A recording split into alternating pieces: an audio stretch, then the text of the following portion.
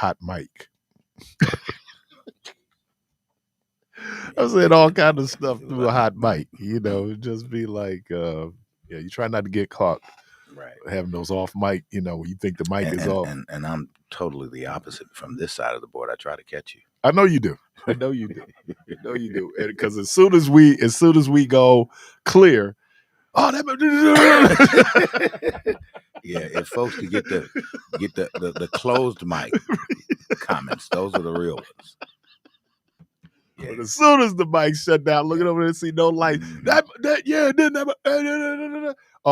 mic's hot. Welcome back. I from time to time will tell Keith and Michelle, oh man, I meant to turn your mics off, man. Your mics were still on. I meant to. Carvey. I heard this group. They did the Tavares song. Don't forget to remember. Please remember what I told you to forget. Yeah, okay.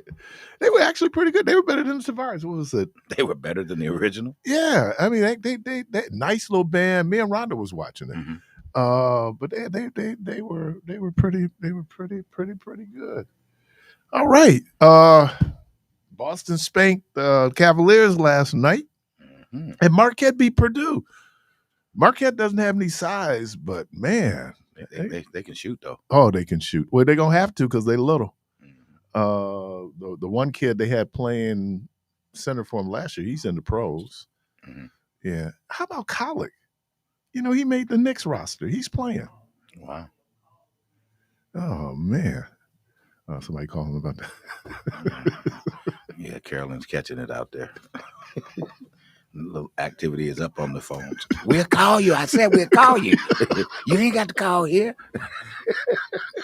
I think that Pick and Save is still open over there on 35th. 35th and North? Garfield? Yeah. Well, not Garfield. Not Garfield's more. That's Northfield. That's North. Meineke and North. Meineke and between North. Meineke and North. Yeah. And before that, there used to be, wasn't there? What'd you say, Carver? That was one of my worst jobs. With that Pick and Save? In history. What was so bad about it? Man, it was a little neighborhoodish. I'm pushing carts. So this was like 3 years ago. I was like a sophomore. Man, was Johnny the store operator then? Johnny, I don't think so. Miss Tanya was there. Okay. You know Miss Tanya? No. Oh well. I don't know Mr. Johnny. I was just trying to see was he really worked there, right? But look. And it's my sophomore year. This was the Kia Boy era.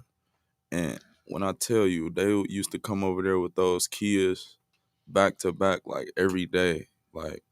And do donuts in our parking lot. And you trying to grab carts. I'm trying to grab carts. Trying not to get hit by the kids. Well, let me ask you this, man. See, you're a cart grabber. What is that like when you out there, you got to do it in the snow? Oh, no, that ain't nothing you want to do. Oh, man, you try to keep that line straight, you done lined them all up. You can admit it now, Carver. You ever let one of them carts get loose from you and it hit somebody's car? Oh, yeah. Oh yeah. Oh yeah. Oh yeah. Every day. Park at your own risk. I mean, we had 35th. But they had the best fried chicken. Yes. Yeah. And so we would call from 12th and Philippe, but they do it every day, right? And we used to call it, what we called ourselves, the click. Mm-hmm. And so we would eat, we always ate lunch. We go to fish fry together. I mean, so we call over, and the woman said, we don't have any fried chicken. Hmm?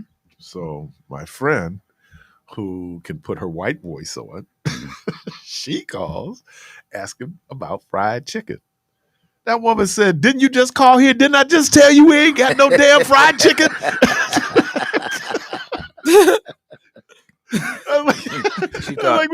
She thought her white voice was going to do it. No, she said, didn't I just tell you we ain't got no damn fried chicken?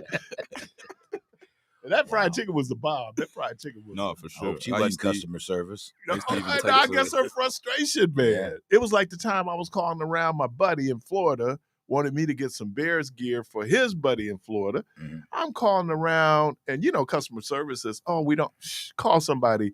And in Milwaukee, looking for Bears gear and see if you don't get cussed out. What's wrong with you, man? Do you realize what you just called? You got the wrong number. Yeah. This ain't Kenosha. Because you go down to Kenosha, that's bear country down there, man. Anyway, so 414-444-5250, 444-5250. I bumped into a guy who worked on the Harris Walls campaign Monday. And he was just thanking us for what we did here at WNOV and the whole thing. I told him, I said, dude, Kyrie, what are you doing, man? Start Tuesday. You hear him rattling the chip bag over there. It's coming right through the mic. Let me turn your mic off. Go ahead, eat your chips. I told him starting Tuesday night, dude, all I watched was Saints and Sinners. Yeah. I didn't watch news. Literally. I don't think Rhonda has even watched news. She still hasn't watched. She ain't came back yet, huh? She still ain't came back yet. So, but I realized. Well, that's because the intensity of the election certainly is over. But now here comes all the foolishness that goes with that we knew was coming. Yeah, all the cabinet appointments, and now here you got and I can't, I don't want to be judgmental, but I mean, the report says he's a rapist. And why isn't that a disqualifier? In the past, the allegation, Donald. And that's the whole point. And I think he feels like he's John Gotti, right? He feels like he's Teflon. I hear that he has actually been calling senators, advocating for them to go ahead and confirm this guy. Yeah, and it's interesting because those senators who will be up, and I would have to look to see the number of senators who would be up for re-election in the midterm. He's already going to take a beating in the House. That's traditionally what happens. That unless there's a war, and that usually the first term would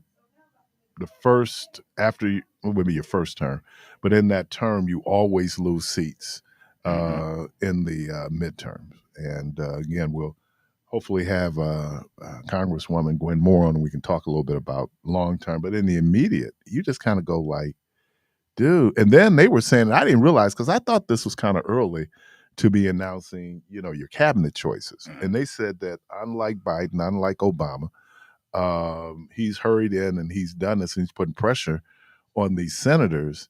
And it's amazing. It's just amazing. God.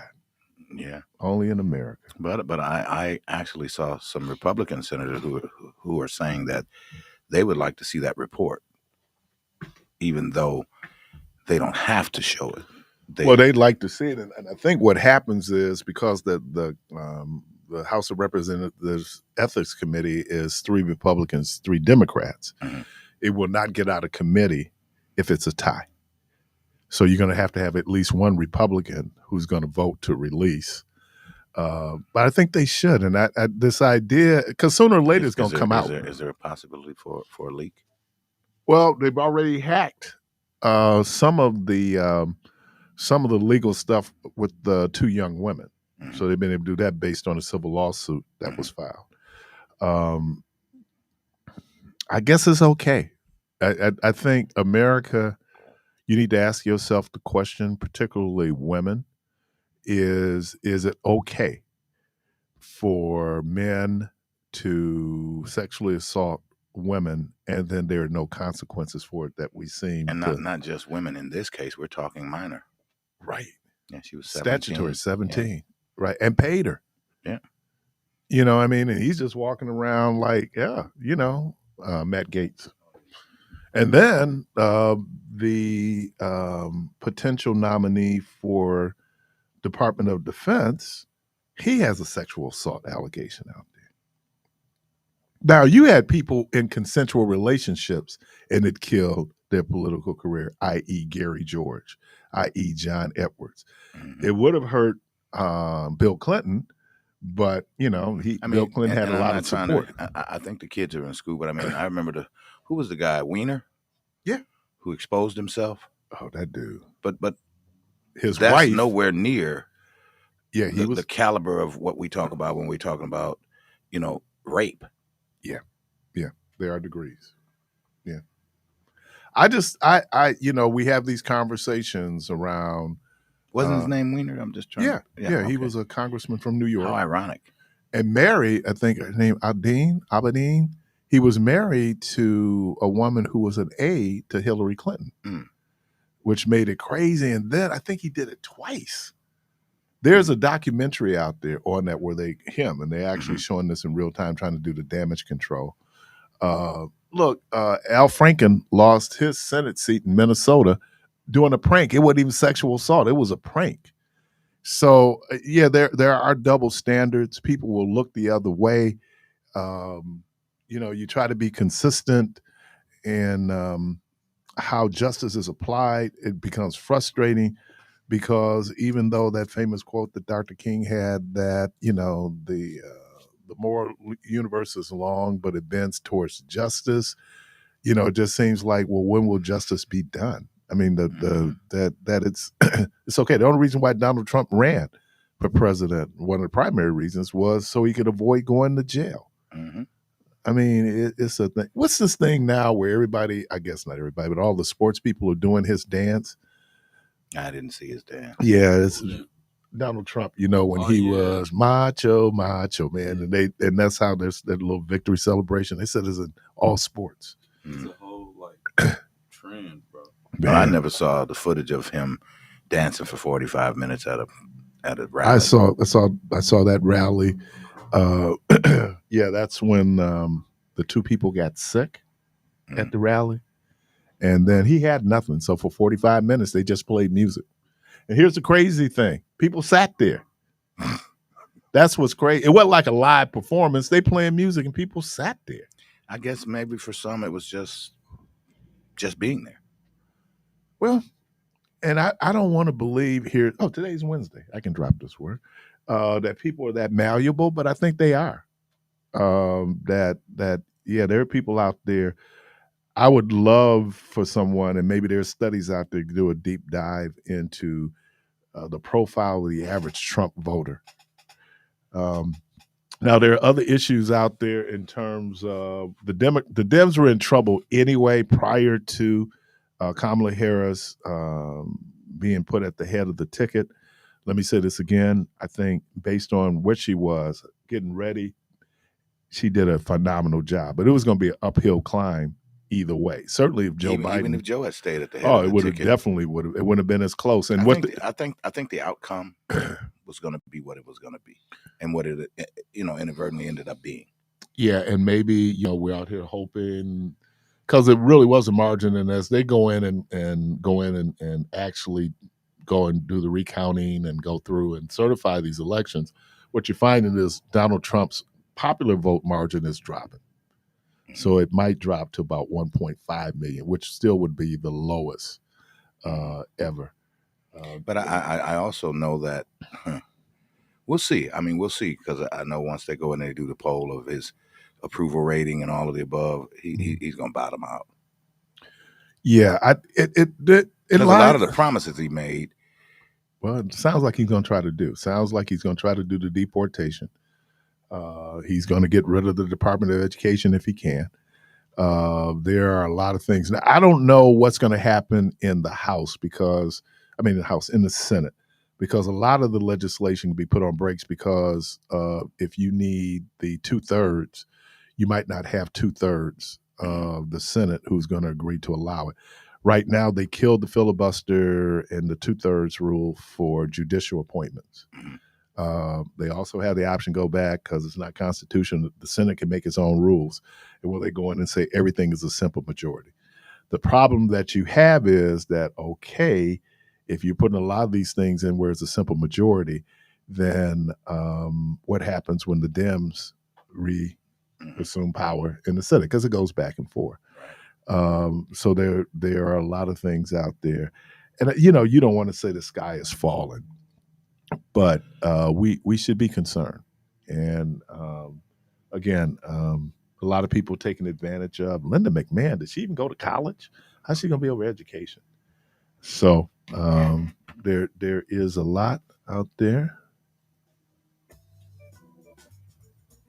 No, Gary George went to jail for $5 million he took from OIC. I don't think it was $5 million. And I thought it was the PAL Center or something like that. Was it OIC? Yeah, that was God. Police Athletic League or something. Right. Oh man. That is so frustrating. Let's go to break. Yeah. You're listening to Community Voice. We're going to take a break. We'll be right back.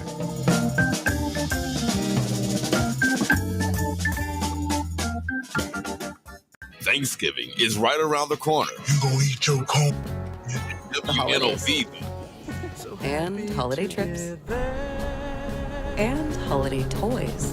And holiday bonding. And it all comes together in a Chevrolet. Find your red tag. Get 1.9% financing on all 2024 Silverado 1500 pickups. Plus, get $3,750 total value on this Silverado when you trade in an eligible vehicle. Chevrolet.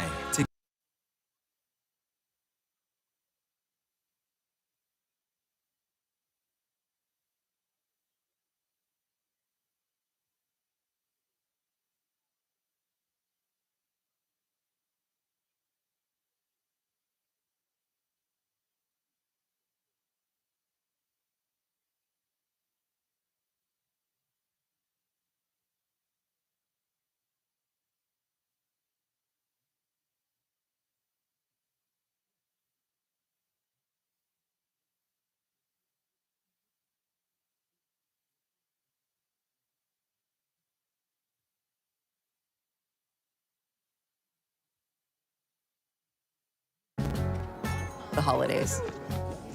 And holiday trips. And holiday toys. And holiday bonding. And it all comes together in a Chevrolet. Find your red tag. Get 1.9% financing on all 2024 Silverado 1500 pickups. Plus, get $3,750 total value on this Silverado when you trade in an eligible vehicle. Chevrolet. Together, let's drive. The holidays. And holiday trips. And holiday toys. And holiday bonding. And it all comes together in a Chevrolet. Find your red tag. Get 1.9% financing on all 2024 Silverado 1500 pickups. Plus, get $3,750 total value on this Silverado when you trade in an eligible vehicle. Chevrolet. Together, let's drive. The holidays. And holiday trips. And holiday toys. And holiday bonding. And it all comes together in a Chevrolet. Find your red tag. Get 1.9% financing on all 2024 Silverado 1500 pickups. Plus, get $3,750 total value on this Silverado when you trade in an eligible vehicle. Chevrolet. Together, let's drive. The holidays. And holiday trips. And holiday toys. And holiday bonding. And it all comes together in a Chevrolet. Find your red tag. Get 1.9% financing on all 2024 Silverado 1500 pickups. Plus, get $3,750 total value on this Silverado when you trade in an eligible vehicle. Chevrolet. Together, let's drive. The holidays. And holiday trips. And holiday toys. And holiday bonding. And it all comes together in a Chevrolet. What's going on? Brian Sanders right here, lead organizer from Wisconsin Voices. So as far as Monday motivation, for me, it's just it's a change of the seasons. You know, it gives new opportunities. You know, we're the leaves are dying, but it's an opportunity for new growth in a lot of places. The wintertime, you know, a lot of people get seasonal depression, but it's a new opportunity for growth, new opportunity for change. What's the question you got for me, Carvey, on this Monday, my boy? So I gotta ask you something. Mm-hmm. How can you use setbacks as a stepping stone for growth? them setbacks are just, they just little bumps in the road. What you can do is take those setbacks and use them as strategy to get to the next level. So, you could sit back and coordinate your moves better. Look at that setback and be like, all right, when I went that lane and then go that way, but I got this. Let me try one of these. Let me try this one right here and then see if it worked. Boom. That second one, that third one hit, and that setback or that lesson that you then took from that setback and turned into an opportunity for major growth again. Right. Appreciate you.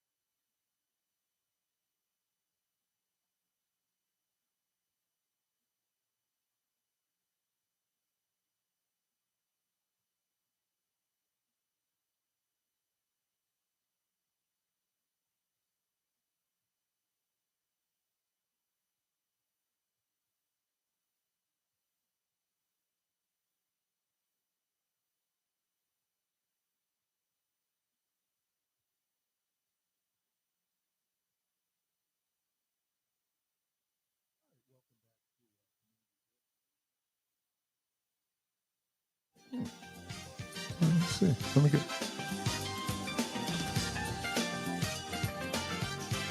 No. Okay. There it is. Let me get this call. You did hear it, huh? Yeah. We got to get to caller number 8, man. Okay. So what do you want to do with this caller? They were there before maybe they called.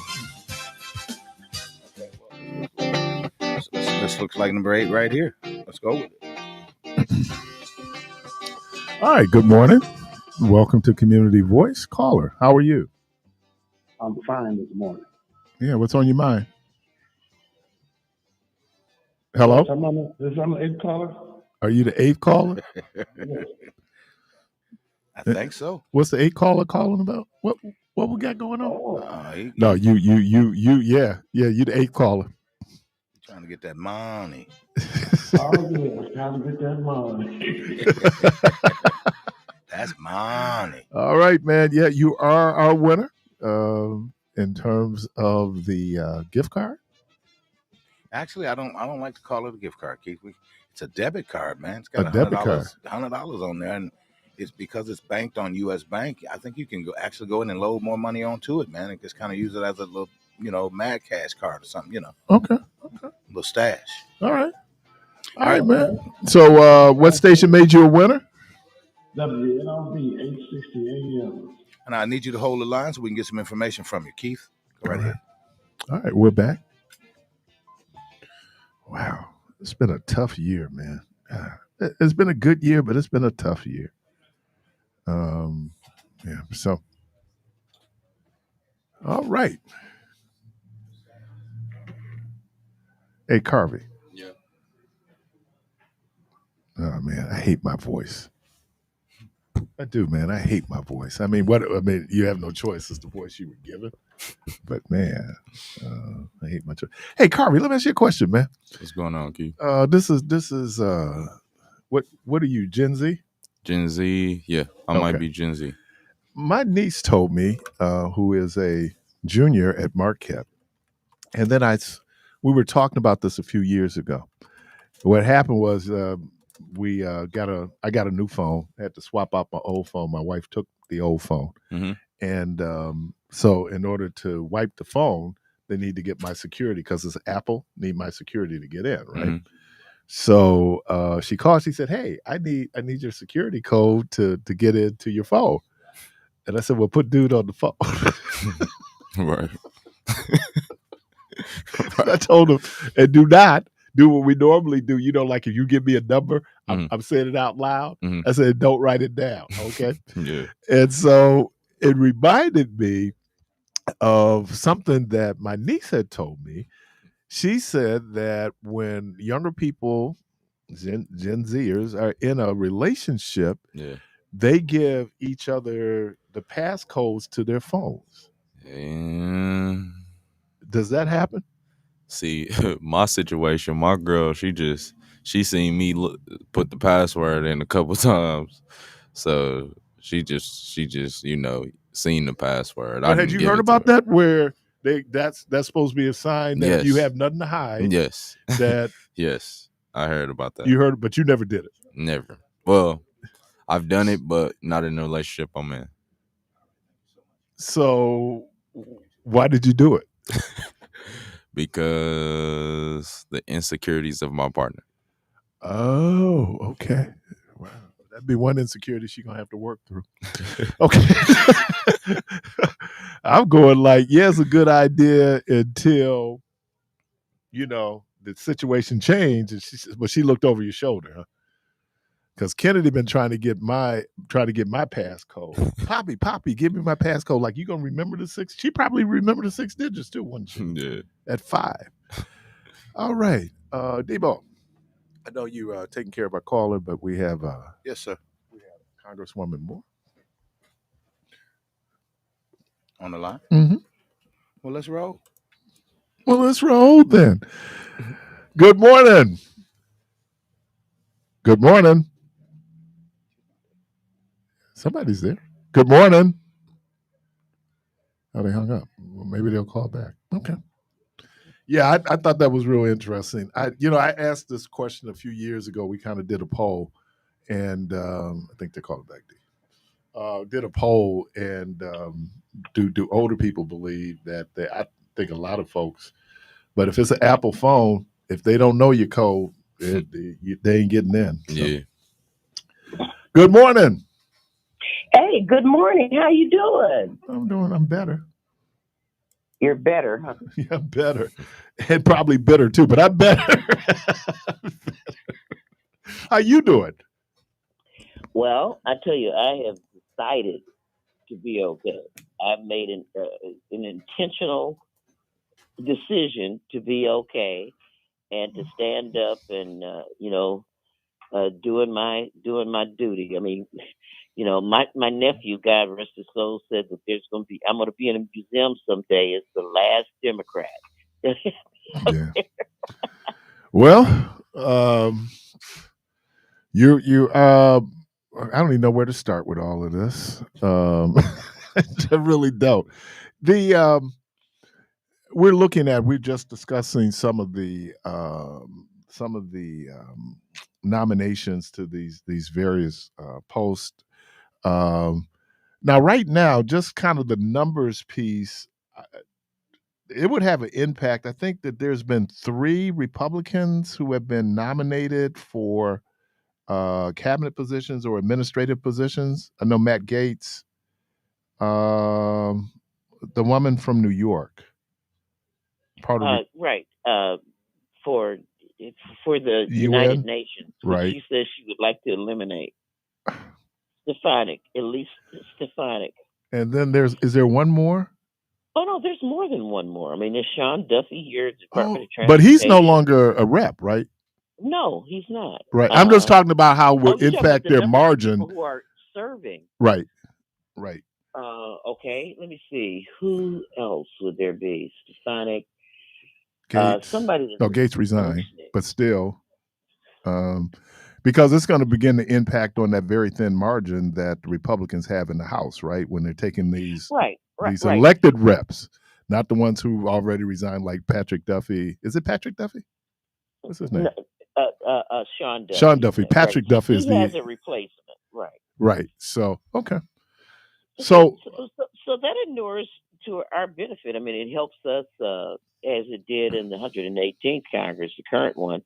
It brings them to the table for anything. I mean, they need some of us to defect to pass things, or they're absolutely going to have everybody marching in lockstep in order to maintain a functioning majority. They may have the numerical majority, but let's see if they have the functional majority. So, Matt Gaetz. Well, there's absolutely precedent for releasing this report after someone has resigned. There are lots of examples. The one that I remember, because I was in Congress in 2006, okay. was one of my colleagues, what was his name, who was sending explicit texts to interns and totally inappropriate. And he resigned, and that report was still released. I think that if he resigned, then it might be a source of decency to say, well, he's resigned, so let's just bury this. But he wants to be the Attorney General of the United States of America. Yeah, that little thing. That little thing. Yeah, boy, it's always the details, right? That what does it say? Is that a commentary on where we are in America, or is it that a particular portion of the American electorate was able to prevail in what was still a very close election when you look at the popular vote? Thanks for raising this. First of all, just let me say this. Let me thank the people who came out to vote. I thank them for voting for me. I am humbled. I'm going to be a warrior woman, as I've always been. I'm going to redound to do it even more under this environment. And, this was not a mandate. I mean, it was a very close election. Thank you for returning the outstanding Senator Tammy Baldwin. We lost by the same amount that Joe Biden won last night. Right. And Milwaukee came out, Milwaukee and Racine saved Tammy Baldwin. So I don't want to hear this nonsense about, what did black men do and what did Hispanic men do? It was a close election in a real sense. And hopefully that closeness is going to enable us to stop some of the worst stuff that can happen. I mean, I'm on the tax committee, and I'm going to be getting together with you a lot more often, I think, Keith, because the spotlight is going to be on our committee this time around. And one of the things they want to do is to renew these corporate tax cuts. They already, added $1 to $2 trillion into the debt by putting tax cuts in that absolutely helped not people. It didn't result in wage increases. It just mostly went into stock buybacks. And they want to increase that by another $4.6 trillion. And they want it to be budget neutral, which means that they want to, quote unquote, pay for it. And so they've got ideas about how they want to pay for it. Tariffs, which, of course, for people who don't even have any income tax liability, this will mean even higher costs than they have now. So you think about the cost of food and groceries and gas now, and just add some more on that. They want to turn Medicaid into a block grant like they did TANF. Block grant. Just think shopping block. That's all you got to do. Shopping block. So wouldn't that require, just before we move on from this point, because that's is that under Title IV? Right. And so that would require a change to the Social Security Act in order for it no longer to be an entitlement, correct? Well, I mean, they're in charge. They've got the trifecta here. So that's what I'm saying. If they have real disciplined voting, now perhaps maybe the cooling saucer would be the United States Senate. Thank God we reelected Tammy Baldwin, because they say they're going to keep the filibuster, Trump might try to make them drop that. But that would mean that our Democratic senators could raise objections to it. Thank you for bringing that up, because I'm telling you, they're looking for $4.7 billion. I'm also a member, not just the Ways and Means, but I'm also on the Joint Economic Committee. Mm-hmm. And we had a hearing yesterday where their former Congressional Budget Office person, Dr. Doug Eakin, testified. And, he's somebody, when he says we got to cut spending somewhere, I don't know if it was on purpose or accidentally, but he, when he was pressed on where could you cut spending, he just went straight to the Social Security Act. Right. Straight to Social Security and Medicare. Straight there. He went right there. He did not, I don't think he took a breath in his response. And so I think, President Trump has talked about stuff that, like giving people, cutting people's FICA, their Social Security tax. I mean, that really sounds sexy, Mm-hmm. Until you do the math. Right. But that's how we pay for Social Security. It totally undermines it not to collect FICA. And, I remember my daughter was 14 years old calling me up hysterical. Mama, they gave my money to FICA. Who is FICA? And she's 55 now, and she is working, and she deserves her Social Security she's paid in all these years. Can we do just a little, because I don't think people always understand this in terms of the difference between services and benefits from the government that are considered entitlements and then non-entitlement.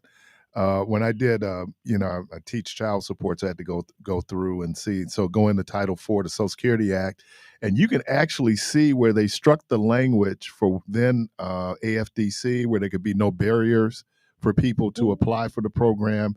And then they struck that, and TANF now is not an entitlement.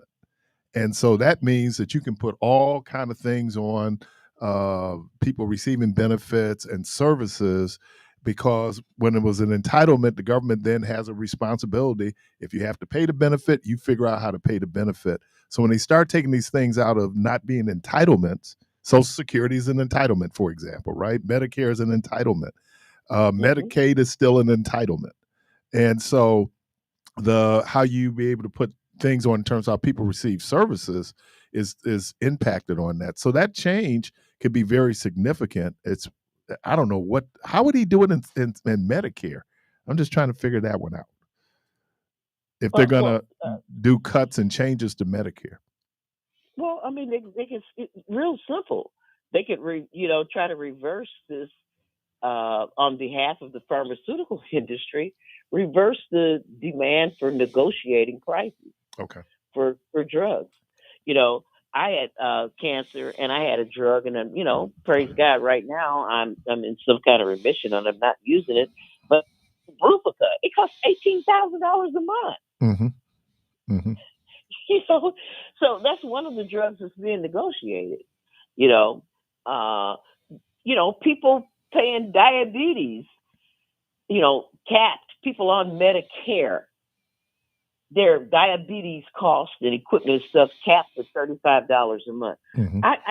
It was amazing to me to hear about people spending $400 or $500 a month on insulin and the ancillary stuff that goes with it. Mm-hmm. That was amazing to me. They could start right there by just reversing the Biden-Harris policy. Well, elections have consequences. They do. It's real. It's real. But y'all that's out there, driving and all that. This ain't no play toy.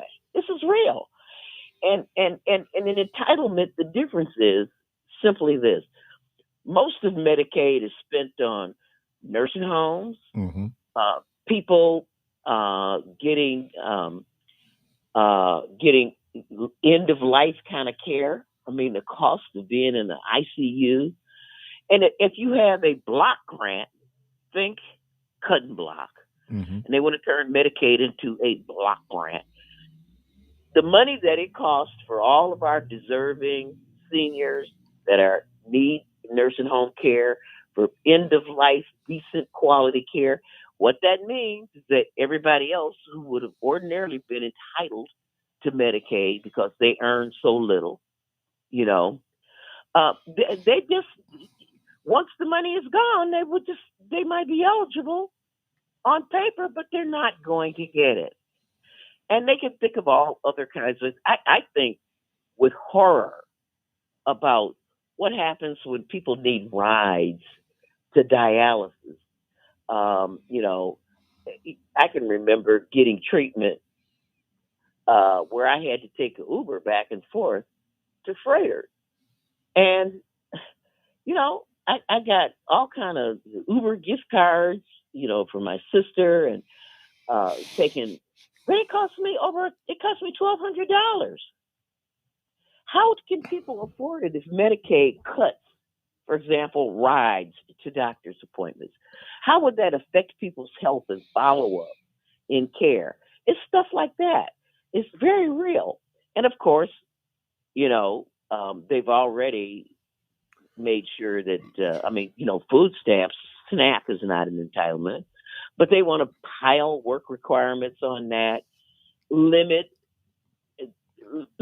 how long you can get it, some random number of months, no matter what the economy is like. We could go into a, pandemic or recession, some extraordinarily different kind of economy, and it's not flexible when you take away the entitlement status to be flexible with the kind of economy we have.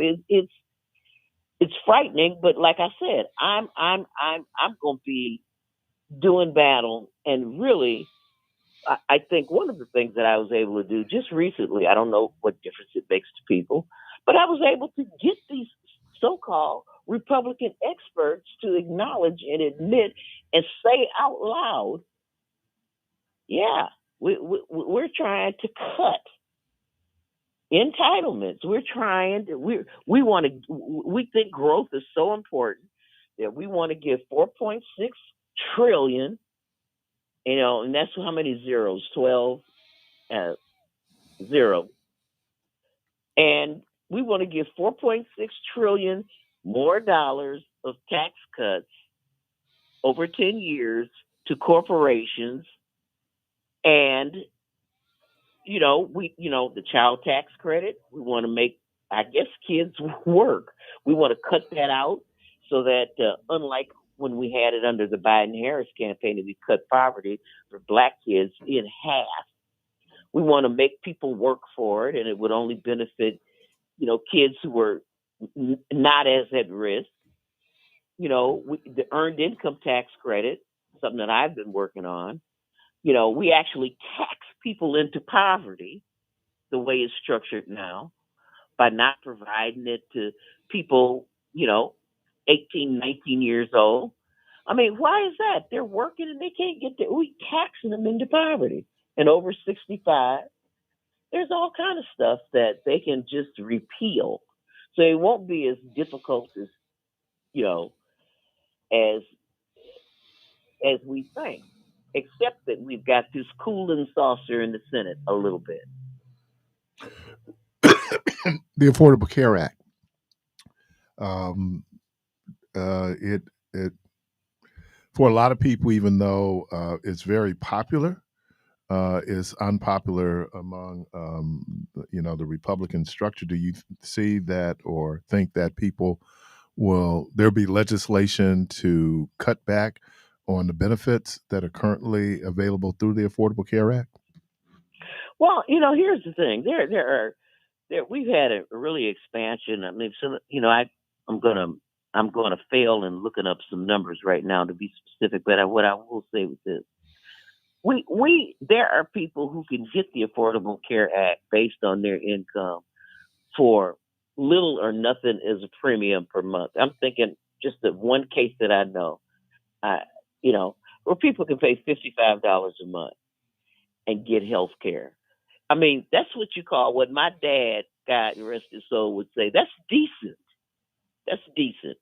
You have people paying their way, but they have they don't have to die because they ain't got blood pressure medicine. I'm thinking about I'm who I'm thinking about right now. Just sitting there, not having no health care, not following up on health care and something that can keep you from being dead at 41. You ain't supposed to die at 41. Mm-hmm. I don't, you know, and it's so it's stuff like that. I mean, if taking away um, premium support, they're just defunding it so that people who were paying $55 a month, and now in order to have, Obamacare, no, we're not going to repeal it, but now that same premium is going to cost you $225 a month.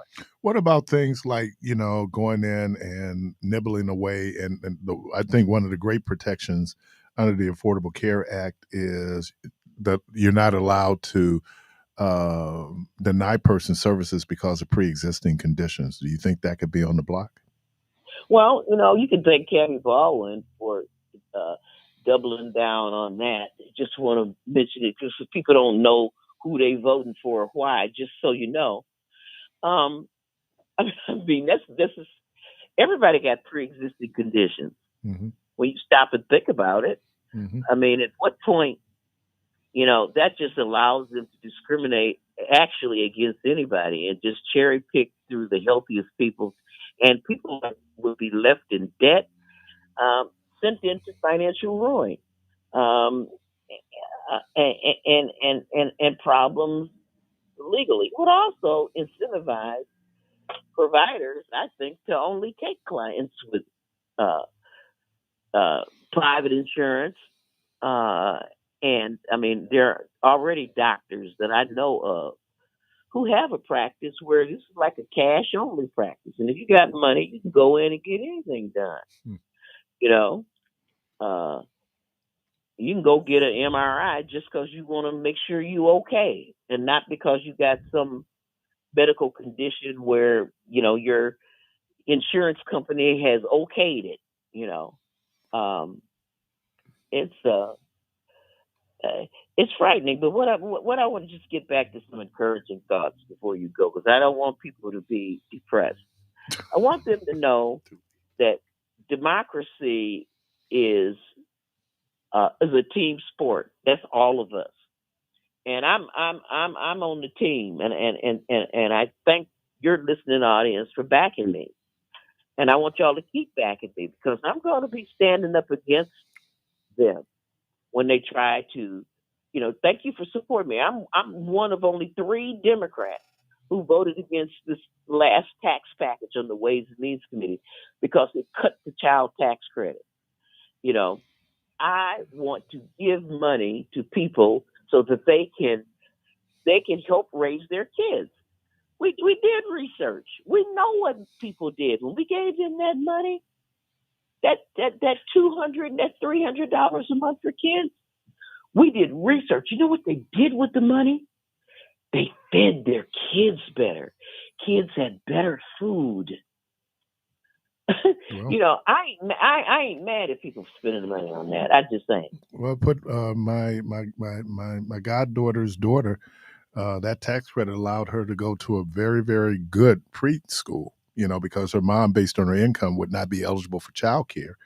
Exactly. But she was able then to still put her in that daycare center. So this idea that somehow people just don't do the right thing with the money, that most people do, and They do, and what Republicans want to do is just continue to build up huge bureaucracies. A number comes to mind, something like $20 billion we spend just policing poor people instead of giving them a benefit. Policing them, making them come in and sanctioning them if they don't come to a meeting, if they get there late, cutting them off, taking their kids from them if they, got more months than money. you know, um, so these are choices, And I want people to understand, when you say ain't no difference between Republicans and Democrats, don't believe me, just watch. Don't believe me, just watch. Watch. Don't believe, just watch. Ah! That's right. Bruno Mars. I know there are going to be conversations. We always have to do the postmortems, and there will be conversations about what could have been done differently in terms of the presidential campaign. When you go in and just again, and I'm finally just going through some data and looking through, it really was strange where Tammy Baldwin was able to win in Wisconsin, but then Donald Trump wins in Wisconsin. And trying to figure that out. And I know there was the difference, and I'm trying to think of the state where abortion, people going in being able to either codify a woman's right for access to an abortion passed, but then Donald Trump still won. Exactly. Yeah. I mean, so it said something where, and I tell people here who listen to WNOV, be careful to not realize that you're in an echo chamber. And what I mean by that is that most people who call here kind of think and feel politically the same way, right? But outside of this particular echo chamber, there are people where things are being discussed and talked about. I did mention this whole idea of more and more males in America are feeling disaffected for whatever reasons. It didn't matter if you were white male, Hispanic male, black male, you don't, and I said feelings. So I think those things, when the Dems sit down, and I know you're having these conversations now about the way forward, where they talking about working class, and then how do the Dems on a national level be more responsive to working class people? Because most working class people now are non-union, right? Where in the past, many of them were unionized and they were, natural allies of the Democratic Party. So how do you, in terms of having those discussions, where are you? Well, I just want to be clear about this. I think that there was an accidental coalition put together, and it was led up by white people and white men. Mm-hmm. And white women. The majority of white people voted for Donald Trump. Right. And that is a problem in our democracy. And so, when you layer that on with a really, Donald Trump himself became an avatar for male grievance. I think people think, oh, the Me Too movement went too far. I could lose my job. And so instead of this really seeing the horrific bad behavior of a Donald Trump, we're going to be asked to ignore Matt Gaetz and what's the department's DOD secretary's behavior. Mm-hmm. I mean, we're going beyond the pale. I can remember a time when if you had 2 open parking tickets and you were running for office, you'd be running down somewhere trying to cure that so that the voters wouldn't hold it against you. You never thought to be running if you were a racist. You know what I'm saying? Right. But men, when I look at data of college graduation among men, white men had privilege in America, and they have privilege. And so they did not have to go to college. This is such a resentment against college-educated people, mm-hmm. And the difference in that. Because white men didn't have to do that. I have met people who took over their daddy's firm or walked in right after they graduated from high school and walked in and became the foreman at the factory. Walk into a bank and get a $20,000 loan to get some heavy earth moving equipment. So that was Steve King from Iowa Story, to be able to start his own construction business. They're used to that. And all of a sudden they got to compete against women. They got to compete against people with these strange names like Obama and African names, Ojibwe, and Hernandez and you know, all of a sudden the threat. So this is what's leading it now. Maybe we need some healing stuff. Like just sort of we do need some racial reconciliation um, on this. White people voted for Donald Trump, and other people piled on for whatever reasons. We had people, and I respect people who voted for Trump. They weren't necessarily white simply because they wanted to reward him because they don't believe in abortion. And they just did not buy into the message that even though you don't believe in abortion, you should not try to insert yourself into something that might be the difference between somebody's life and death. That as a Christian, you need to reevaluate, your sense of that because a lot of people are dying simply because they needed a DNC. They had a miscarriage and a DNC would have saved their life, except that people see that as an abortion for some reason. But don't you think That's that an accidental coalition. That's an accidental coalition. I would agree with that, but I also think that it's the dumbing down of America. And so we will have this discussion around abortion not as a medical procedure. We have it around moral issues. I don't, and I'm going to take you back on this because I did ask Senator Baldwin about this. Do you remember you had a breakfast of faith leaders when Tammy decided she was going to run for Senate? And right. So to have an opportunity, and one of the issues that was in the room, and I won't mention the ministers who were in the room, the clergy was in the room, but it was very frank discussion about how her sexuality might impact, the level of support she would get, particularly in the Black religious community. And that was the last time I could remember ever dealing with Tammy Baldwin's sexuality until this past election. And then you throw in things like trans, where people don't understand the science behind trans. All they know is from a very elementary, probably very religious perspective. You're born male, you're born female, period. Right? It's that absolute. It's that black and white. Well, we understand, no, it is more nuanced, but be able to do that. And you began to see, and I said this because I had to track it. In August, I think Tammy was up like 8 points. And then they started running the ads. And you could see her support eroding based on that particular issue.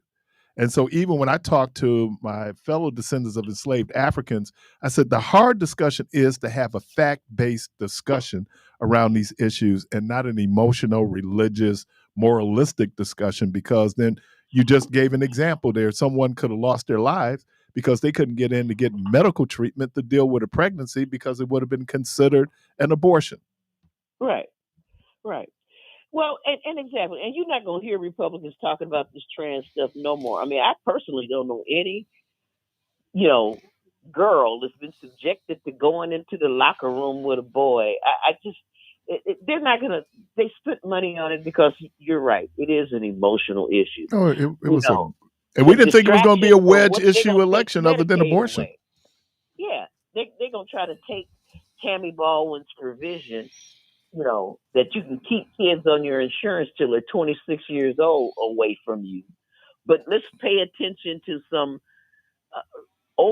amplified something. And like you said, it is totally within the medical realm. Mm-hmm. There may be some notion, the NCAA and all these sports venues that really decide on athletics and all that kind of stuff, they need to do it, the science of it, but hormones and stuff are real, and this is a medical thing that we need to spend a whole lot more time examining and looking at. But I don't want that to become a distraction from what's really on the table. What's really on the table is whether or not we're going to have SNAP, also called food stamps, which, it's a supplement to keep people from being food insecure. I mean, right. It is a distraction. You know, and when we talk about accidental coalitions, I mean, we have to talk about other people. I mean, there are people who voted third party, didn't vote at all, voted for Trump based on Gaza. And let's be clear, they know as well as we know that situation is going to be worse. If it's even possible for it to get worse than it already is, you know, it's a horrible situation. It's a devastating situation. It costs innocent lives. Nobody disagrees with that. Trump is the answer. That's an accidental coalition of anger and rage, and people who have actually said they don't care because Democrats had to pay a price, as if we were the ones over there starting the war, and you know, because our weapons from our country that we got paid for were used for Israel to defend itself and to be aggressive. But that's another part of the coalition. I mean, this is an accidental coalition, and so the hope that I have coming out of this is that it's temporary. This is not a realignment, Keith. This is not a realignment. Well, but that brings Trump us to will the never be on the midterms. ballot again, huh? That brings us to the midterms. That's Traditionally, you know, any incoming president in that first midterm election is going to lose seats in Congress. And that's real interesting because even the way, you okay? Yeah, I'm sorry. It sound like our gobble. People gonna start calling for our giveaway. No, I think that the whole idea of recess appointments. Now, the way that works is they will adjourn Congress.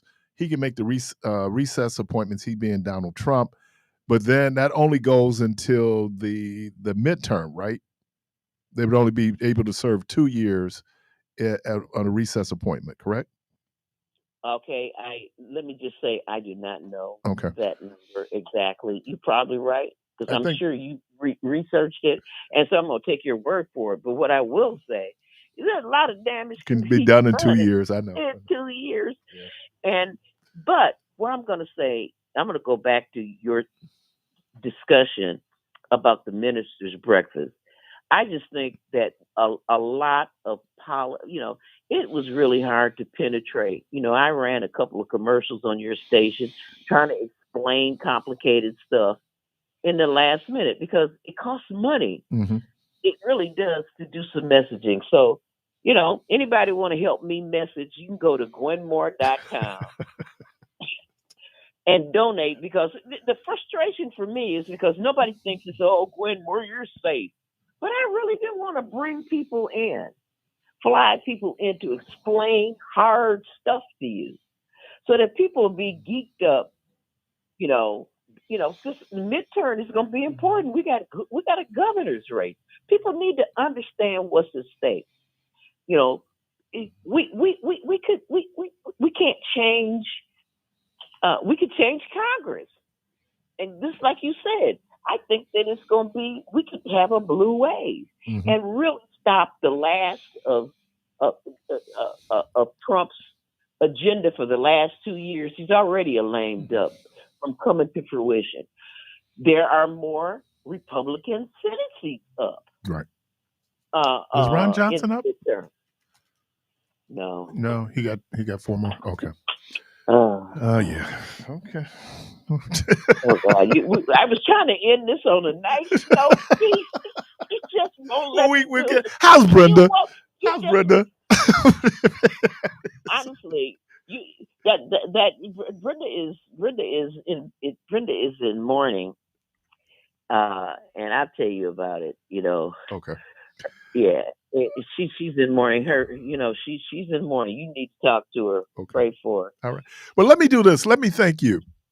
No. At the NAACP dinner, and if I would have been more thoughtful, that would have been. You just brought it home. When the first thing I asked was that anyone who was there from the original formation of the NAACP still stand. You know, trying to tell a joke. When you got up, you said something though that was, and if I would have kept doing it, thought about it a little bit more. When you said, "Well, yeah, they are here. Yeah, their spirit is here." And so thank you for that. That was beautiful. Yeah. Well, it was great. And I mean, honestly, guys, the NAACP dinner ended on the same day it started. How about that? Hallelujah.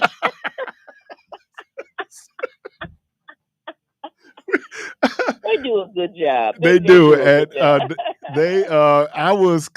We were done at 5 minutes to 9. We were,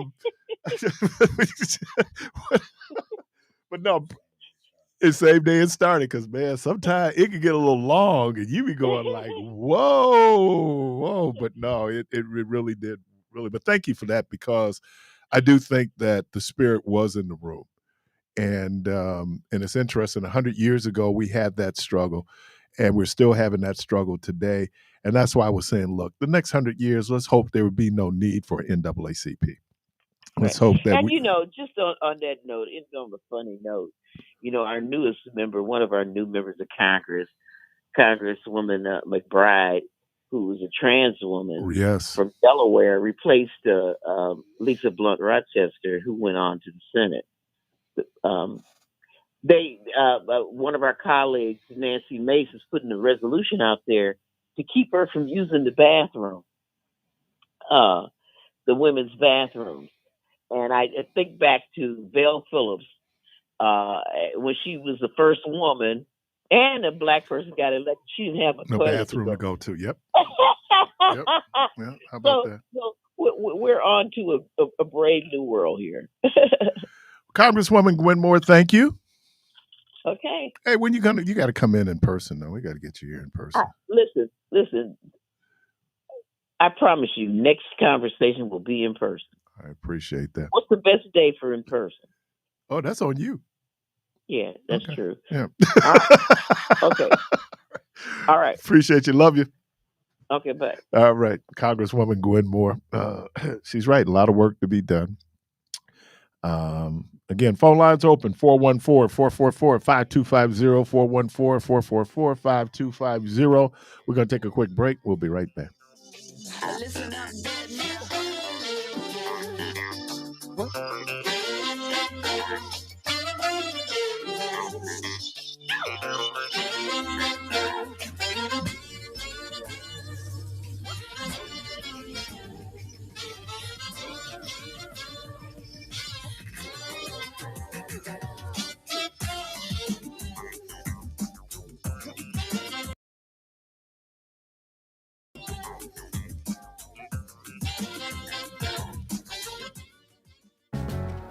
The holidays. And holiday trips. And holiday toys. And holiday bonding. And it all comes together in a Chevrolet. Find your red tag. Get 1.9% financing on all 2024 Silverado 1500 pickups. Plus, get $3,750 total value on this Silverado when you trade in an eligible vehicle. Chevrolet. Together, let's drive.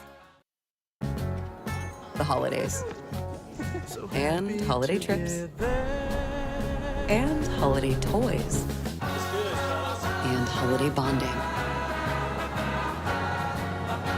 And it all comes together in a Chevrolet. Find your red tag. Get 1.9% financing on all 2024 Silverado 1500 pickups. Plus, get $3,750 total value on this Silverado when you trade in an eligible vehicle. Chevrolet. Together, let's drive. The holidays. And holiday trips. And holiday toys. And holiday bonding. And it all comes together in a Chevrolet.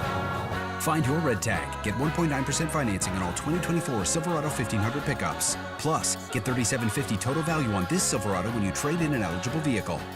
Chevrolet. Together, let's drive. The holidays. And holiday trips. And holiday toys. And holiday bonding. And it all comes together in a Chevrolet. Find your red tag. Get 1.9% financing on all 2024 Silverado 1500 pickups. Plus, get $3,750 total value on this Silverado when you trade in an eligible vehicle. Chevrolet. Together, let's drive. the holidays, and holiday trips, and holiday toys, and holiday bonding. And it all comes together in a Chevrolet. Find your red tag. Get 1.9% financing on all 2024 Silverado 1500 pickups. Plus, get $3,750 total value on this Silverado when you trade in an eligible vehicle. Chevrolet. Together, let's drive. The holidays, and holiday trips, and holiday toys, and holiday bonding. And it all comes together in a Chevrolet. Find your red tag. Get 1.9% financing on all 2024 Silverado 1500 pickups. Plus, get $3,750 total value on this Silverado when you trade in an eligible vehicle. Chevrolet. Together, let's drive. The holidays, and holiday trips, and holiday toys, and holiday bonding. And it all comes together in a Chevrolet. Find your red tag. Get 1.9% financing on all 2024 Silverado 1500 pickups. Plus, get $3,750 total value on this Silverado when you trade in an eligible vehicle. Chevrolet. Together, let's drive. The holidays, and holiday trips, and holiday toys, and holiday bonding. And it all comes together in a Chevrolet. Find your red tag. Get 1.9% financing on all 2024 Silverado 1500 pickups. Plus, get $3,750 total value on this Silverado when you trade in an eligible vehicle. Chevrolet. Together, let's drive. The holidays, and holiday trips, and holiday toys, and holiday bonding. And it all comes together in a Chevrolet. Find your red tag. Get 1.9% financing on all 2024 Silverado 1500 pickups. Plus, get $3,750 total value on this Silverado when you trade in an eligible vehicle. Chevrolet. Together, let's drive. The holidays, and holiday trips, and holiday toys, and holiday bonding. And it all comes together in a Chevrolet. Find your red tag. Get 1.9% financing on all 2024 Silverado 1500 pickups. Plus, get $3,750 total value on this Silverado when you trade in an eligible vehicle. Chevrolet. Together, let's drive. The holidays, and holiday trips, and holiday toys, and holiday bonding. And it all comes together in a Chevrolet. Find your red tag. Get 1.9% financing on all 2024 Silverado 1500 pickups. Plus, get $3,750 total value on this Silverado when you trade in an eligible vehicle. Chevrolet. Together, let's drive. The holidays, and holiday trips, and holiday toys, and holiday bonding. And it all comes together in a Chevrolet. Find your red tag. Get 1.9% financing on all 2024 Silverado 1500 pickups. Plus, get $3,750 total value on this Silverado when you trade in an eligible vehicle. Chevrolet. Together, let's drive. The holidays, and holiday trips, and holiday toys, and holiday bonding. And it all comes together in a Chevrolet. Find your red tag. Get 1.9% financing on all 2024 Silverado 1500 pickups. Plus, get $3,750 total value on this Silverado when you trade in an eligible vehicle. Chevrolet. Together, let's drive. The holidays, and holiday trips, and holiday toys, and holiday bonding. We used to have a spot over there on North And Avenue. it all comes together in a Chevrolet. Wrong day. Find your red tag. I Get reached 1.9% financing on all unemployed. 2024 Silverado In 1500 my pickups. life. Plus, get $3,750 total value on this Silverado when you trade in an eligible Hits me. vehicle. Yeah, he had some hits, Chevrolet. but yeah, he Together, was. let's drive. If I could turn back the hands of The time. holidays. And holiday trips. Oh, those are some Holiday good songs. Oh, they don't write them like that anymore, do they, Devo? And holiday bonding. And it all comes Just don't together write them like that. in a Chevrolet. Find your red I tag. was Get listening. 1.9% financing on all 2024 Silverado 1500 pickups. Plus, get $3,750 total value on this Silverado when you trade You in just an think eligible when you vehicle. actually sit and listen to some of the Chevrolet. lyrics, Together, those let's songs were drive. written in the 60s and 70s. The holidays. There was a certain confidence And where holiday even- trips. and And holiday toys. but yeah, And holiday bonding. And Marvin. it all comes together in man, a what Chevrolet. Johannesburg? Find your red tag. Get 1.9% financing Yeah, on all that's 2024 good. Silverado Mike's 1500 not on. pickups. You know what- Plus, you know get which button is your $3,750 button? total value on this Silverado when you trade in an eligible vehicle. Chevrolet. Together, let's drive. Oh, talk to me over here. Yes. The Hey, holidays. what's happening, Garvey? And holiday Did trips. you get up on the And landscape? holiday toys. Yeah. And holiday bonding. And it all comes together in a Chevrolet. Find your red tag. Get 1.9% financing on all 2024 Silverado 1500 pickups. Plus, get $3,750 total value on this Silverado when you trade in an As he eligible moves vehicle. back over. Chevrolet. 414-444-5250, 414-444-5250. The holidays. And holiday trips. It's interesting that man, and I know Congresswoman Moore, you got to be optimistic. You going in but it's going to be at least a tough 2 years. I mean, I just and you always think you always think it's really bad until it gets worse, and I don't see any glimmer that this thing is going to get better before it gets worse. I think that there are pieces out there, and I wish that we could have more fact-based conversations about the issues. But all it takes is a little bit of this, a little bit of that. The people who are political strategists are very, very, very smart people, and they do all the data research. You go in and in business they call it market research, but it's the same thing in politics. You go through and they're doing data. There are all these polls that you may or may not even know. Well, they never called me.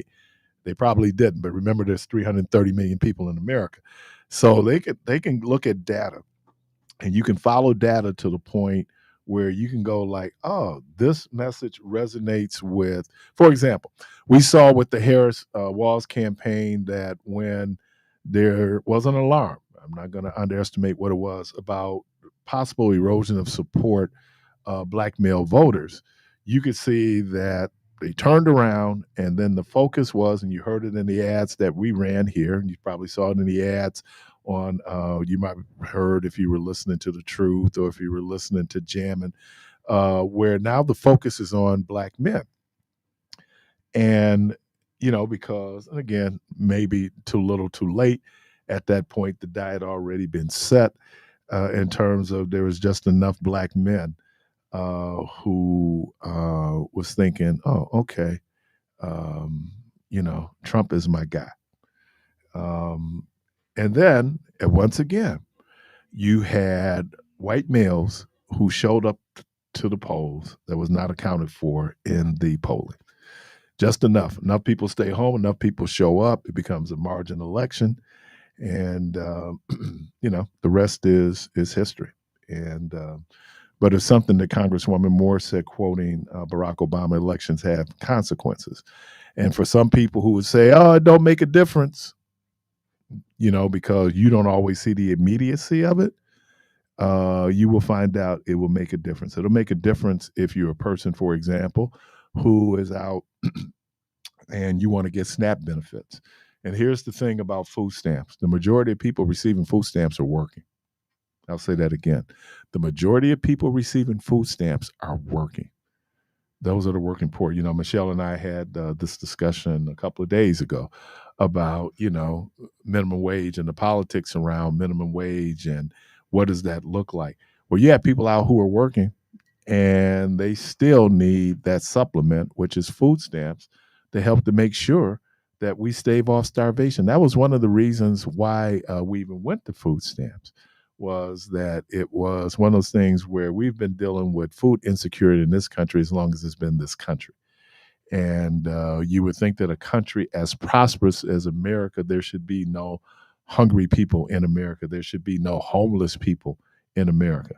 But unfortunately, the way the system works, right? You need the poor. You need to have the poor, because a couple of things happen when you're poor. A couple of things happen when you're not educated. What happens is now, as labor, you can be exploited. What I mean by exploited, you cannot necessarily go in and demand a certain wage just because of where you find yourself and how you've been situated. And all these things line up. Public school systems that fail the students, right? And so they're not even prepared to fill out a job application. Okay, if you can't even do a job application, how can you get a job? And most jobs require that you do an application. So it's little things like that we think is just, you're looking. I was surprised NPS got as high scores did when they started ranking, where these folks, not ranking, but, grading where these school districts were, and if we don't think that education is important, over and beyond everybody going to college. I got that. Everybody's not going to go to college. College is not for everyone. Clear on that. But at the minimum, you need a high school diploma. At a minimum, you need to be able to read at a certain level. At a minimum, you need to be able to do math at a certain level, right? Now you can go around, you can think you can hustle for the rest of your life. Oh man, I'll just put the hustle in. It don't. First of all, you ain't gonna make it. It's just that either you're gonna end up in prison, you're gonna end up dead. So. But then when we're convinced that education is not important, or we're distracted with other things in our lives, and then our kids end up suffering. I was having a conversation with a brother who works around this issue. We were having a conversation about child support. And I said, what people miss in all of this is that it really is about the children. So NPS is really about the children. We benefit, society benefits from an educated population. That's why we went to mandatory, compulsory K through 12 education. You have it now. There are others out there saying it don't really matter if you look a certain way, you come from a certain zip code. If you have inadequate education, that's on you. You need to pull yourself up by the bootstraps. But understand that all of this is part of how this capitalistic system works and how America's unique capitalistic system works, where there are winners and there are losers. Caller, welcome to the program. Good morning, Keith, Brother Debo. I just have a question for you. Hey, Keith, have you ever read, did you read any of Project 2025? Oh, yeah, I read it. Yeah. So my comment or question or whatever is, the problem that I'm having is a person got elected with 38 felonies, some sexual assault or whatever you want to call it, sleeping with a porn star or whatever, all this other dishonest things. But this country still managed to elect this person. Now that thing with Matt Gaetz and Pete Hegseth, since this country elected a president, so whatever they done doesn't even matter, because they're probably going to end up being confirmed anyway. Just by the fact that Donald Trump got elected, and right. That's the way I'm looking at it. So they don't care that they're going to lie and say it's not true and all of that, and then the Republicans in Congress and in the Senate, they're afraid of Donald Trump to even if they don't agree to even speak out and say anything. Right. So it's over. And I guess when I was raised, I was always taught about honesty, integrity and morals. All that's it doesn't even mean anything now, because this country decided to elect someone who has neither of those qualities, And Do you and think? how, Let me yes, let me ask I'm you a sorry. question. I always say we should stay out of people's bedrooms, right? I'm a real libertarian when it comes to that. Do Yeah. you think that there is a difference between if there was a legal, because what Matt Gaetz did was illegal, that was a statutory rape, right? Right. If it was a consensual relationship between two adults, should that be a disqualifier for a person running for political office? Yeah, well, that all depends on the circumstances. I'm gonna kind of dance around that. It kind of depends on the circumstances, in that. So, and Keith, let me ask you this: how harmful is it if you're a low information voter and you're out voting for someone that's going to end up harming you in the end? Because what I read as far as with Medicaid and Medicare and some things of that nature, it's going to hurt a lot of poor working families Right. and poor people. Yeah. Yep.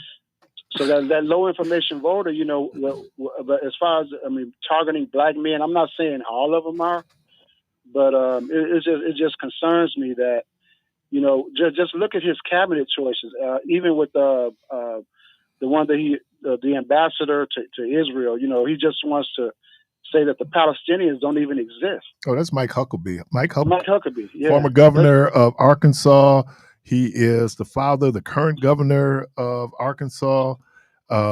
He is a.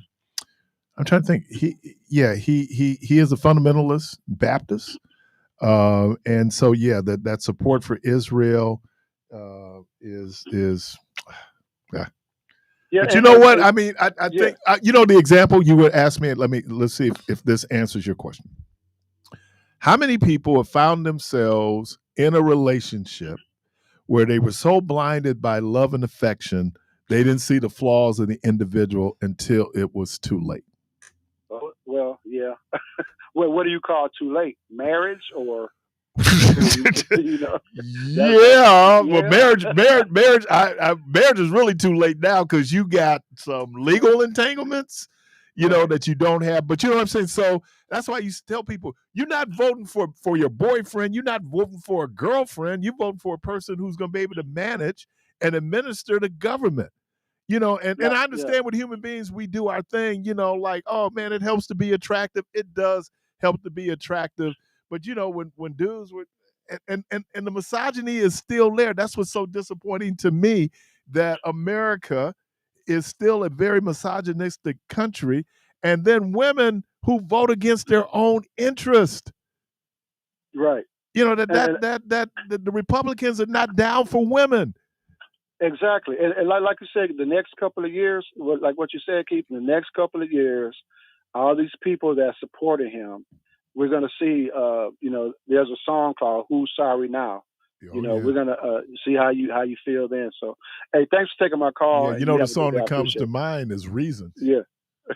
Because in the morning now, once you done got over it and you done had a hard look at that person and you go, oh, damn, oh, boy, I'm in trouble. So, the passion, and I understand we're sensual people, that our passions, our emotions become real. We see it when we have certain conversations around certain issues. People have an emotional response to it, not necessarily understanding that there's some practical impact in terms of something that you deal with. If I really want to, some of our most heated conversations have been about issues around sexuality, right? Because that's an emotional issue for people. It's very emotional, right? I mean, we tie so much into it, but then we're caught up in the emotion, then we're blinded by the emotion, and then it's what Gwen was saying, then you're distracted. And then when you have this moment, I love that Jay-Z song where it says, "Thank God for giving me this moment of clarity." But by that time it could be too late. It really is. It could be too late. And for all the prophetic messages out there, I think I didn't listen to it in real detail. Someone suggested I listen to Freddie Haynes, Reverend Dr. Freddie Haynes, and his whole thing trying to make sense out of it. Some things you just can't make sense out of. Stop trying to make sense out of nonsense. You just can't do it, and you get frustrated. And you go like, I just don't see why. You won't be able to see why Keith feels the way Keith feels, because there's a lot of complicated factors that go into why Keith sees the world the way Keith sees the world. And Keith would love everybody in the world to see the world as Keith does, but there's 7 billion different views of the world and how people comport in the world. And we try to find those things that we can agree on. Use the thought that maybe it was our own deceiving ourselves, this idea that there are some universal things that we accept as this is universally accepted moral behavior. Well, it obviously it's not. It's not. It doesn't disqualify certain people. And when Gwen was talking about white male privilege, I can give an example, and I'm not saying this in a negative. There's a particular person I know who does not have a degree, who had jobs at some of the highest levels of government. And what was the difference between him and maybe somebody else who applied for that job, who might have had the minimum, needed a BA, but preferred to have a master's? If you're a white male, those things don't necessarily apply to you. That's real talk in America. There is double standards. There is white privilege. And as much as white people push back on the idea of white privilege, it really is. Just the fact that your complexion meant that your family could move in a certain neighborhood with certain types of school where people in my complexion could not move into those neighborhoods, even though they had the means to be able to take advantage of that great school system. That's white privilege. And maybe white privilege was on the line. I don't know. We got a caller? Morning, caller. Welcome to the program. Good morning, Mr. Parris. Good morning. Yes, sir. Thank you for taking my call. Assalamu alaikum to you all. You're welcome. Yes, sir. I'm listening. This is something I'm not concerning those people, the results or whatnot. But this I was thinking about. Someone was speaking about, I think it was a march, and they were like Nazi people. Yeah, and Columbus, they were Ohio, last week. Yeah. Okay. And I don't know why we are so surprised. I want to cite this as something that I can try to make relevant overall. I watch sometimes the first 48. And what I see on the first 48 a lot. I mean, it is like a clear pattern, like pathological. In the South, just about every southern city or state that was literally slave state, the Confederate people, there are so many homicides going on that these people have a TV show about, that they're reaping the benefit of watching us slay one another in the streets of these cities down in the South. They speak on some northern places like Minneapolis. I've seen it on there, and I've seen California a few times, but I mostly see Louisiana, Arkansas, Florida top number one. Sometimes New York, Boston, what's those? Alabama, Kentucky, Oklahoma. I'm like, there are black people in Oklahoma. Wow. And Nebraska. Well, I don't know. I don't know nothing about Oklahoma, but Tulsa. Who? Tulsa. Oh, the black. Okay. Yeah, All right. there you go. All right. Oh, all right then. All right, wake me up. All right, but this is what I'm going to. When the Honorable Minister Louis Farrakhan gave Savior's Day address, I can't exact the year, but he mentioned that he stated in the address that the mask, keyword mask, M-A-S-K, of civility, and put that in quotations and some exclamation marks, and put some brackets around that as well, and highlight it, because what that is signaling, or what that is the hallmark of what the Honorable Minister Louis Farrakhan said would happen.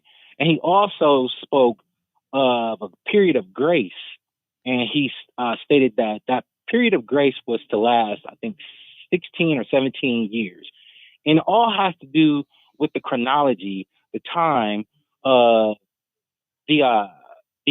manifestation of Master Farad Muhammad, who, as we are taught and believe, that Allah came in the person of. And once after the most honorable Elijah Muhammad was departed the scene, not that he's not alive, that once the Honorable Minister Louis Farrakhan was prepared and he came forth, and he was the period of grace, because Allah came in the person of Master Farad Muhammad to judge two nations, which his lineage is. He came in the skin of sin. He came in the skin of white flesh to condemn their actions. But his father is the original Asiatic black man, Aboriginal or Arabic. His father. So he was of the two people. So where are you going with this, man?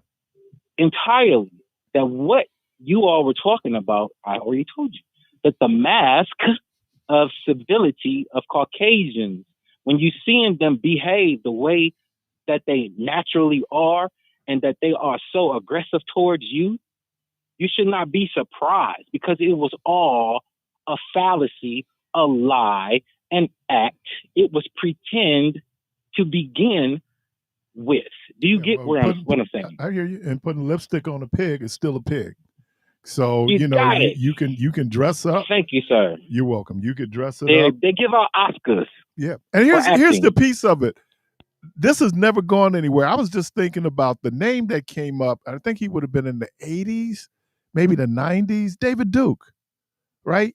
David Duke went in, and here he is, the head clucker of the Klan, and he changes his image, but the policies were still the same. And I know that people will. I'm going back and forth, and this is one of those things where we talk about prophetic, right? And these are for my religious brothers and sisters, and when we look at it in terms of, is this, because I've asked the question, is this God or is it us? Is it God or is it us? I lean towards it's us.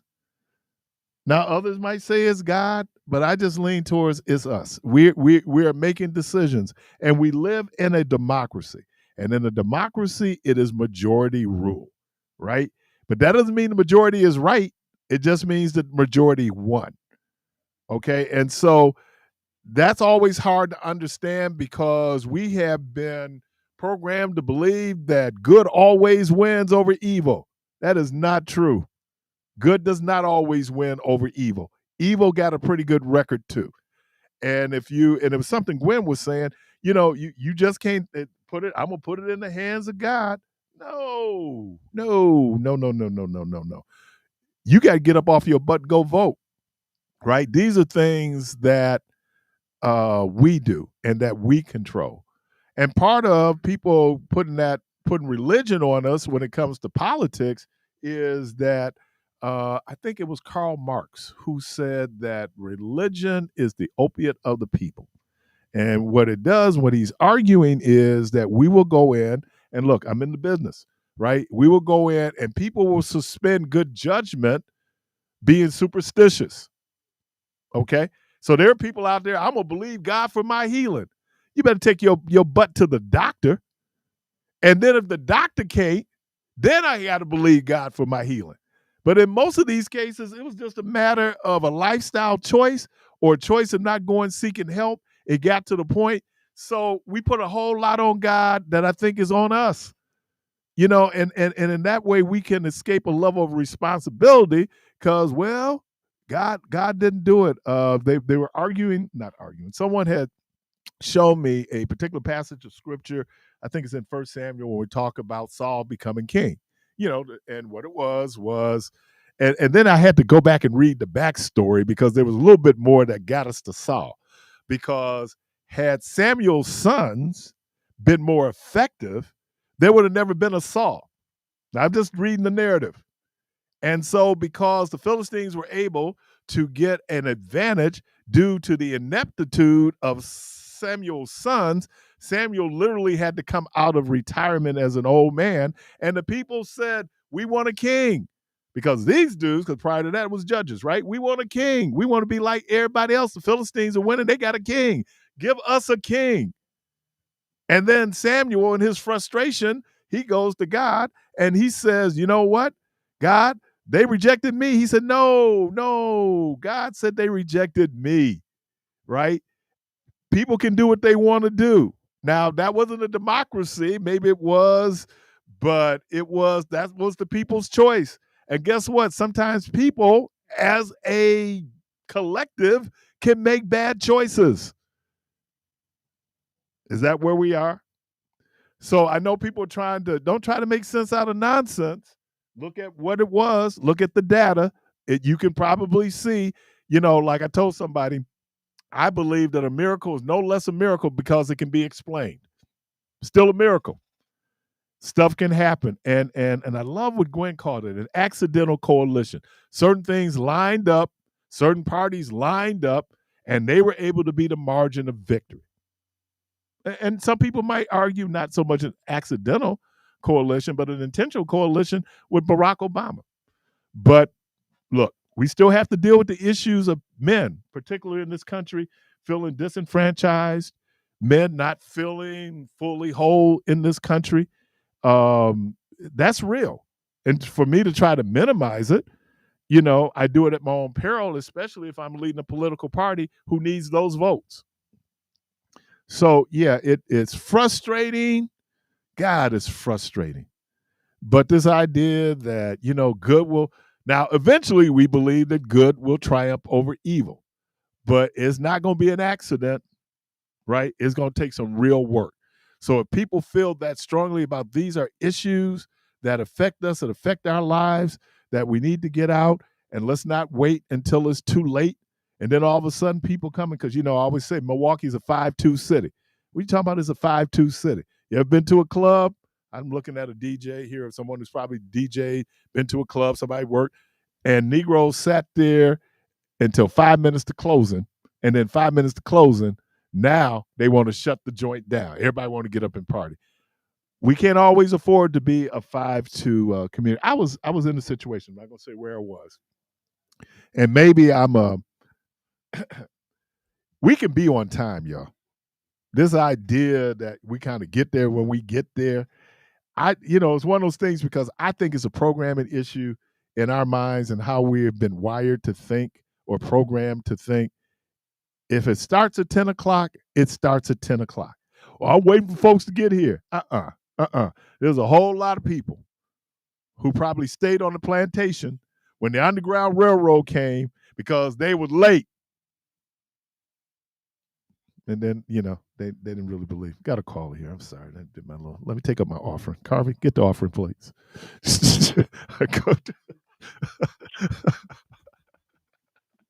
Call him up to the program. Get the offering, please. Brother Deacons. Good morning. Hello, can you hear me? Yes, sir. My comment is, I've been thinking this for a long time. I just think, as a race, as a community, black people just expect too much from white people. Like, just in general, not individually, but in general, white people ain't really never had no integrity. They ain't never had no morals. So for us to be like, white people wouldn't let a white lady be the president. Why would they let a black lady be the president? Like, white men are not with that. And then my question is, because I got a lot of Palestinian friends, and I just don't understand why America is so dedicated to Israel. So the Jewish lobby.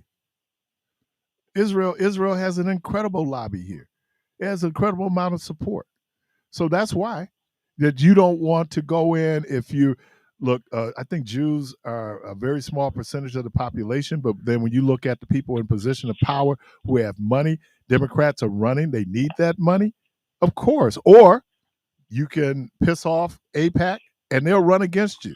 And I'm trying to mean, think. because them Palestinians got a lot of money too, though. No, not like the Israel lobby. You know, a lot of that, and that's in it because people talk about JJs and those folks. You know, they're Palestinians, right? They send a whole lot of money back to Palestine, but it's not moving the needle because Israel is so much more resourced than the Palestinians who find themselves in Gaza and the West Bank. But you said something that's really interesting.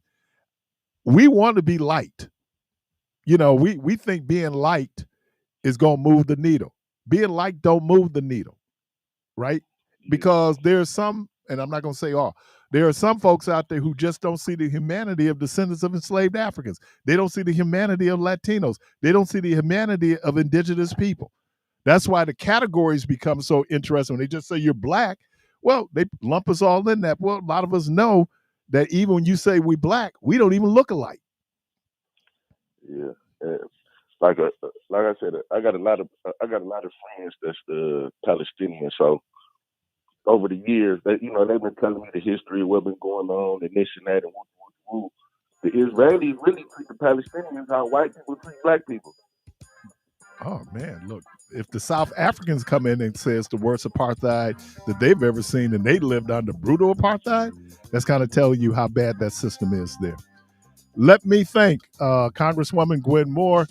Carby, thank you. Debo, thank you. What up, J-Man? Yeah. You're listening. I want to thank like I came back from a break. I want to thank everybody for being part of the program today. Hey, the good Lord willing, creek don't rise. Hope to talk to everybody tomorrow. And as always, go from this place in peace.